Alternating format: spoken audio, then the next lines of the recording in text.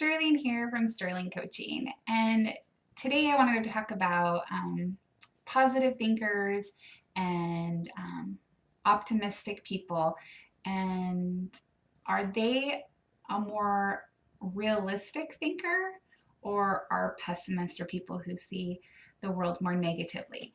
So first, let's just talk about um, how important it is to think positively before we get into is their perception more accurate of the world or more inaccurate. So, um, a couple things about positive thinking. Uh, First of all, positive thinking has shown to have lots of health benefits. So, you handle stress better, you have less bouts of depression and distress in your life. You um, seems to maybe have a better immune system because you're less likely to catch a cold.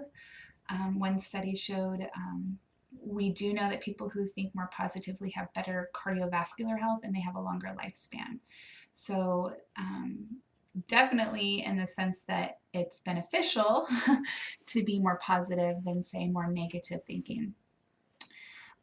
Also, uh, there is this idea called the law of attraction that says like attracts like. So if you are a positive person, you will attract positive people, positive experiences to your life. And if you are a negative person, you will attract negative experiences, negative people to your life.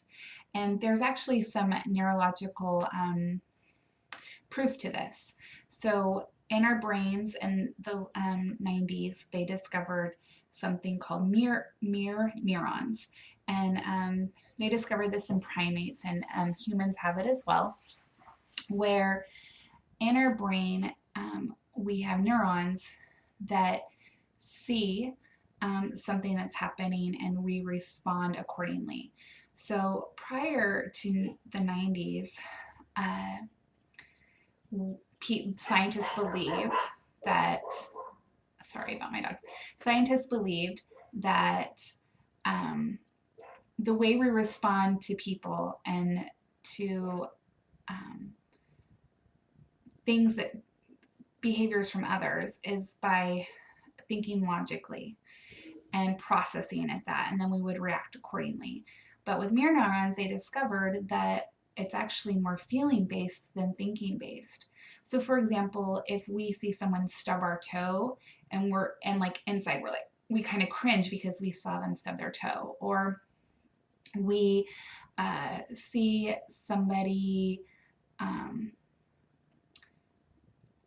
have like a look of disgust on their face and we'll kind of cringe on the inside, or maybe we'll also make that face. I don't know if you've ever fed a baby food. There's a thing where you feed baby with a spoon, and sometimes you'll find yourself as you're feeding them because your neurons are mimicking what you see. And so they also discovered, like, if I see somebody frowning with a look of disgust on their face or disappointment, that part of my brain where that activates frowning lights up. And so there is a reality that if you see the world more positively, then the people around you, their neurons are going to respond and they're going to be more positive. And then your neurons are going to react to them, and so on and so on. And when, I'm sure you've all felt when you've been around somebody who's super negative and it's so draining, it's just exhausting and it's hard to keep upbeat, and you try really hard, but it's just nearly impossible. And it's just, you just walk away feeling, oh, well, that's not because you didn't have enough willpower or anything. It's just that's how your brain works. So we know that being more positive attracts more positive. So in some ways, if you are negative or positive, your perception of the world, or your realistic view. So when I say realistic, it's you see the world as it is, and an idealist sees the world the way it should be or it could be. So if you're a negative person and you are constantly attracting negative energy, negative people, negative experiences, then that probably is closer to your reality. Um, but we're going to talk about the world at large. So I mostly work with couples at Sterling Coaching, and I'm going to give you how this applies in a real life situation. So uh, Dr. John Gottman talks about one of the ways that's a predictor of divorce is feeling contempt for your partner. And contempt is that feeling of disgust. I am in the right. I am the good one. I am the right one. I am superior. They're the wrong one. Everything they do is annoying, is wrong, and that becomes your negative mindset towards your partner. Now, this doesn't just happen immediately. It happens over time and over conflict and pain and criticism, and all these kind of things play into it. But over time, you will have more of a negative view of your partner, and the negative outweighs the positive, including it can even alter your memories of your first date. So before contempt sets in, you might think back to when you first met, and the experience is still the same. Maybe, oh, I remember the time when he spilled soda all over me on accident, and we went to go kiss and we bumped noses and it was awkward, and but like before contempt sets in, you see those things as kind of charming and cute and ha ha ha, funny story. And but then after contempt sets in, you see those memories and they get kind of shifted, where you can't remember the memory in a positive light anymore. You just can't. So you'll say, I don't even know what I saw in them. I must have just been in lust, or I should have known there was warning signs. We start putting a negative spin on those memories, when prior to contempt, even though the same experience happened, we saw it as charming or sweet or funny. So once contempt sets in, Dr. John Gottman calls it sulfuric acid to a relationship, because it's the number one predictor, and it just kills everything, and it's really hard to break out of, but it's not impossible to break out of.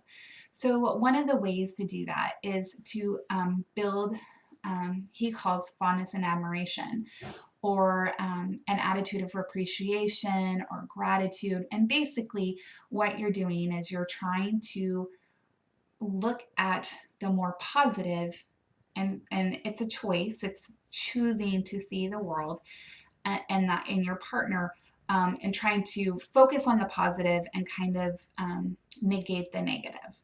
So we would say, well, that person's just seeing the world with rose-colored glasses. They're being naive. They're ignoring all the bad. That can't be a realistic view. And I can understand that view. But what happens is a person who thinks negatively will take a neutral statement from their partner, and they twist it, and they see it, their perception twists it, and they project it as something negative. So let's give an example. Let's say my partner comes home and says, I'm exhausted. I had a really rough day. I need to go take a break. So if I have more positive feelings towards my partner or my spouse, or just more positive in general about the world, and I'm in a positive frame of mind, I would hear that as a neutral statement. It's not good or bad. They are saying they're tired. That's a fact, and they need a break. That's their boundary, period. So a negative person in a negative mindset does not hear that as neutral. They hear it as an attack, or criticism, or they twist it and they project all this stuff onto it. So if I was in a negative frame of mind, I would say, what, he doesn't think that I had a rough day? what? Everyone has rough days. I need a break. What about me? He's so selfish. Um, and what? He doesn't want to be around me. There's something wrong with me that he'd rather be by himself. Then why are we even together? If he needs to be by himself to calm down, then what's the even point of me being here? Uh, you know, and I could just totally snowball down and just take this on this huge rabbit trail where you know, he thinks nothing I do is important. He thinks his job's more important than mine. I could just go on and on and on. And that's not a realistic, he didn't say any of those things. He didn't say my job wasn't important. He didn't say I didn't have a rough day. He didn't even say that I didn't need a break. He didn't say he didn't want to spend time with me ever. He didn't say that I'm not a good source of comfort to him. He didn't say any of those things. I projected all this negativity and twisted it into seeing something that wasn't actually there. And so they actually have found that people who are more negative do not see neutral statements as, and even some positive ones, as accurate. So, for example, my partner could say, wow, your hair looks really good the way you did it today. Now, don't look at my hair today because that's not accurate, but that's my point. If I'm in a negative mood, he's like, oh, so what? My hair didn't look good yesterday. Oh, he didn't like my haircut when it was short. He only, you know, you could just go on and on and on rather than just seeing it as the positive thing that it is. Where if you are in a positive frame of mind or more optimistic, you actually hear positive statements as positive and you hear neutral statements as neutral. So they are actually finding that people who see the world more positively, besides being healthier and happier and attracting more positive experiences and more positive people, actually see the world more accurately. Their perception is more accurate than someone who sees the world more negatively. And so I would argue that an optimistic person actually is the true realist. And oftentimes we hear the opposite. We hear pessimists saying, I'm not pessimistic, I'm just a realist, you know, and I want to challenge you, are they the realist? Do they actually see the world as it is? Or are they projecting their negativity onto the world? And not only are they projecting negativity onto the world, but they're also encouraging and attracting more negativity. So just something to think about. And if you do have those negative feelings towards your partner or any relationship you have, whether it be a sibling, a parent, a child, absolutely that can happen. There are ways to combat that and to start purposely seeking out the positive and seeing things with a different lens than a negative one. And that doesn't mean that you ignore the negative. A lot of times we hear about positive people who are like ostriches with their head in the sand, and they're in complete denial of the things going on in the world or bad things that are happening. And that's not what I'm suggesting. Winston Churchill says, pessimist sees, what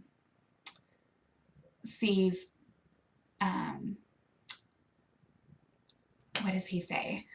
Let me look it up because it's so good. It's like the best thing. A pessimist sees difficulty in every opportunity, whereas an optimist sees opportunity in every difficulty. I love that quote by Winston Churchill. And so you still see the difficulties. I'm not saying that. I'm saying even if there's difficult times or a difficult person, a difficult relationship, a difficult time in our country, you acknowledge that, you see it for what it is, but then you say, I see that, and I'm going to look for the positive in this experience. I'm going to respond in a positive way so that I can attract positivity. I'm going to try to change and see the opportunity in this difficult situation. So hear me, I am not saying ignore the negative. I'm saying it's about how you see it through which lens are you looking. And I want everybody to attract more positivity. for themselves and for others. So it's definitely something that can be changed and worked on, and it's a choice. It's a choice to wake up and say, I'm going to see things negatively and I'm going to go down this rabbit trail, or I'm going to look for the good. So I just challenge you all to do that, and I hope you like and subscribe, and I'll be doing more videos a couple times a week about various things. And you can also go to Sterling Life Coach and look into coaching or workshops in your area. Thanks.